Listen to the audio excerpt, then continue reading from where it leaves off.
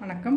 இன்றைக்கி நம்ம வந்து என்ன செய்ய போகிறோன்னா, அந்த சிகப்பு கொருணை அரிசி வச்சுட்டு நம்ம ஒரு கஞ்சி செய்ய போகிறோம். காய்கறியெல்லாம் போட்டு இது பார்த்திங்கன்னா வீட்டில் எல்லாருமே சாப்பிட்லாம், பெரியவங்களும் சாப்பிட்லாம். அதனால் இது ரொம்ப நல்லா டேஸ்ட்டாக உடம்புக்கு நல்லதாக இருக்கும். அது எப்படி செய்கிறதுன்னு பார்க்கலாம் பாருங்கள். இப்போ நம்ம வந்து குருணை அரிசி, இந்த ப்ரௌன் குருணை அரிசின்னு கடைகளில் கிடைக்கும். இது நம்ம வாங்கி வச்சுட்டு இது காய்கறியெல்லாம் போட்டு நம்ம கொஞ்சம் பாசி பருப்பு போட்டு ஹெல்த்தியான ஒரு கஞ்சி செய்ய போகிறோம். இது ரொம்ப நல்லாயிருக்கும்.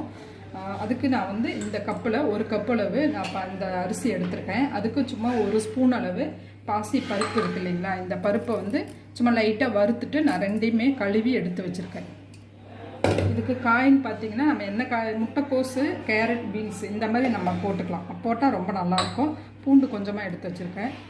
இது அப்படியே போடலாம். நான் சும்மா பூண்டு கொஞ்சம் போட்டு நம்ம வதக்கிட்டு பண்ணால் இன்னும் நல்லா. ஆயில் விடாமல் காய்கறி அரிசி எல்லாம்